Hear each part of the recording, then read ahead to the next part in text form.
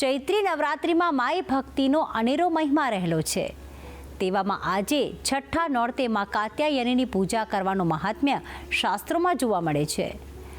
કહેવાય છે કે માં કાત્યાયનીની કૃપાથી જાતકની જીવનસાથી મેળવવાની ઈચ્છા પૂર્ણ થઈ શકે છે। તેવામાં માં કાત્યાયનીની કૃપા કેવી રીતે મેળવવી, કેવી રીતે તેમની પૂજા અર્ચના કરવી, જાણીએ ગુરુજી પ્રફુલભાઈ પંડ્યા પાસેથી।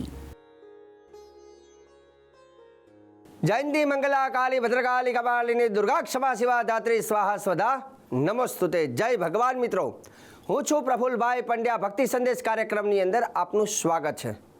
દર્શક મિત્રો, આજે ખાસ કરીને હું તમને જાણકારી આપીશ કાત્યાયની દેવીનું પંચમમ સ્કંદમાતેતિ ષષ્ઠમ કાત્યાયનીતિ ચ।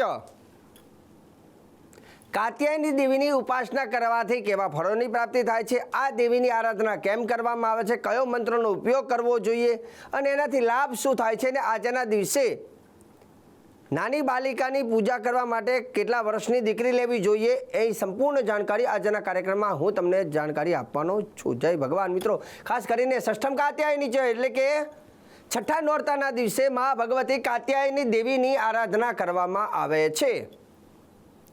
હવે કાત્યાયની દેવીની પૂજા કોને કરી હતી, આ વ્રત કોને લીધું હતું, એની પણ જાણકારી આપીશ। એવું કહેવાય છે કે શ્રીમદ ભાગવતની અંદર આનું પ્રમાણ જોવા મળે છે કે ગોપીઓએ ભગવાન કૃષ્ણની પ્રાપ્તિ માટે કાત્યાયની દેવીનું વ્રત કર્યું હતું, એનું અનુષ્ઠાન કર્યું હતું। એવું કહેવાય છે કે આ દેવીની આરાધના કરવાથી જીવન સાથીની પ્રાપ્તિ થાય છે। આ દેવીના સ્વરૂપની વાત કરીએ તો આ દેવીનું સ્વરૂપ જે છે એમનું તેજ સ્વરૂપ બતાવેલું છે। સિંહ ઉપર સવાર છે, 4 ભુજાઓ ધારણ કરેલી છે, હાથની અંદર કમલ, તલવાર, વરદ હસ્ત અને અભયતાના વરદાન આપે છે આ દેવી। એવું કહેવાય છે કે મહિષાસુર નામના રાક્ષસનો વધ કરવા માટે આ દેવીનો જન્મ થયો હતો। કાત્યાયની ઋષિનું પણ અહીંયા મહત્વ બતાવ્યું છે કે કાત્યાયન ઋષિએ ઘણું બધું તપ કર્યું, આદ્ય શક્તિની ઉપાસના કરી, આદ્ય શક્તિને કહ્યું હતું કે હે મા ભગવતી, હે મા શક્તિ, તમે મારા ત્યાં દીકરી સ્વરૂપે જન્મ લો। અને ત્યાં એવું કહેવાય છે કે આદ્ય શક્તિએ વરદાન આપ્યું છે અને માએ કાત્યાયન ઋષિના ત્યાં દીકરી સ્વરૂપે માએ જન્મ લીધો હતો, જેથી કાત્યાયની ઋષિની કન્યા એટલે કે આ દેવીનું નામ પડ્યું કાત્યાયની। કાત્યાયન ઋષિ અને કાત્યાયની આ દેવીનું નામ પડ્યું હતું।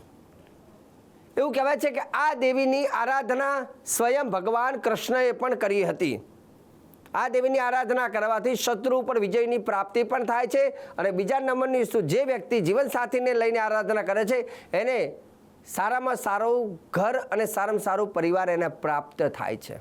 પરંતુ નવરાત્રિમાં 9 દિવસમાં જો જીવનસાથીની પ્રાપ્તિ માટે કોઈ દિવસ હોય, શ્રેષ્ઠ દિવસ હોય તો એ આવે છે ષષ્ઠમ કાત્યાયનીતિ ચ। છઠ્ઠા નોરતાના દિવસે તમે આ દેવીની ઉપાસના કરો।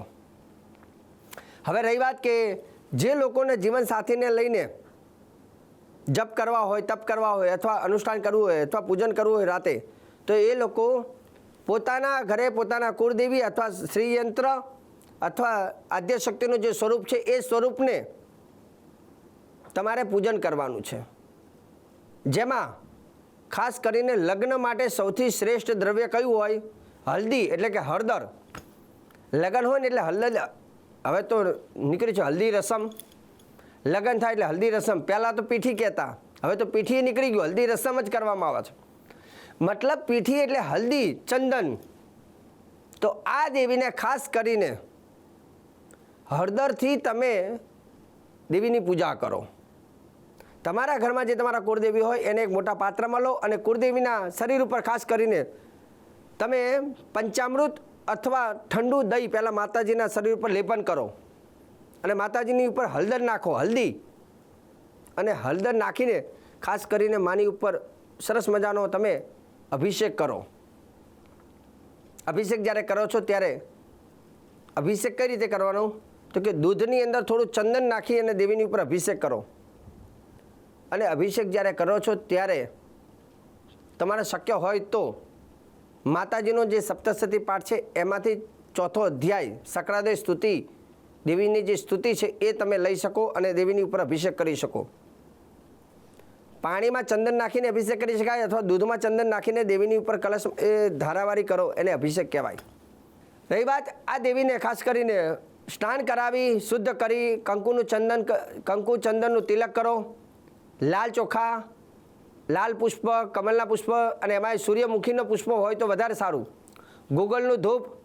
અને રહી વાત દેવીને પ્રસાદમાં શું અર્પણ કરવું, સૌથી મહત્વનો પ્રશ્ન છે પ્રસાદમાં મધ. છઠ્ઠા નોરતાના દિવસે માતાજીને મધનો જો પ્રસાદ અર્પણ કરવામાં આવે છે, મધુવાતા રહેતા એ મધુક્ષરંતી સિંધવા માધવીર ગાવો ભવંતુ નઃ. મધ જે છે આ છઠ્ઠા નોરતાના દિવસે આ કાત્યાયની દેવીને જો મધ અર્પણ કરવામાં આવે છે, મધમાં છે મીઠાશ.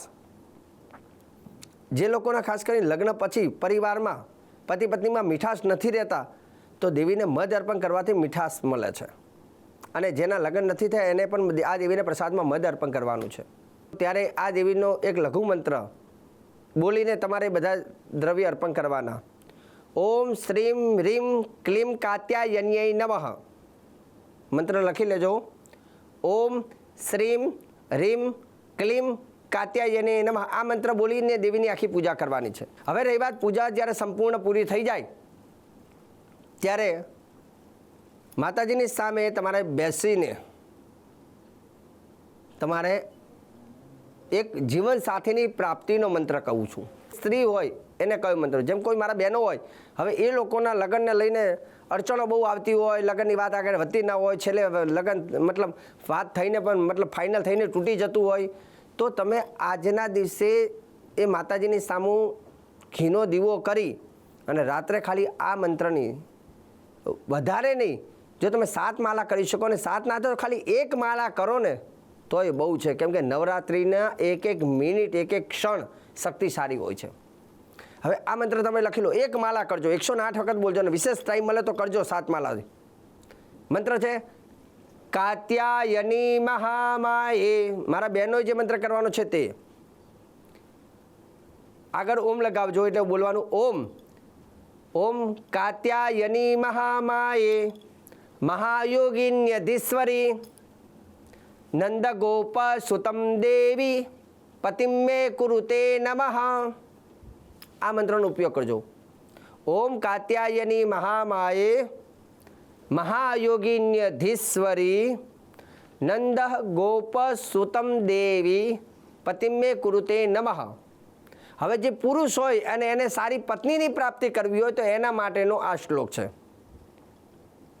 પત્નીમ મનોરમામ દેહી મનોવૃત્તાનુસારિણીમ તારિણીમ દુર્ગ સંસાર સાગરસ્ય કુલોદ્ભવામ.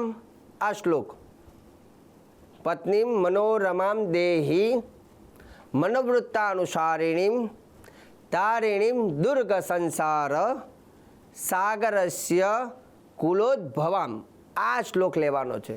અને આજના દિવસે નાની બાલિકાની પૂજા કરવી હોય તો ખાસ કરીને 7 વર્ષની દીકરી હોય એની પૂજા કરજો, જેનું ચંડિકા સ્વરૂપ એ દેવીનું નામ છે. અને એ દેવીની આરાધના કરવાથી પણ કાત્યાયની દેવી વરદાન આપે છે.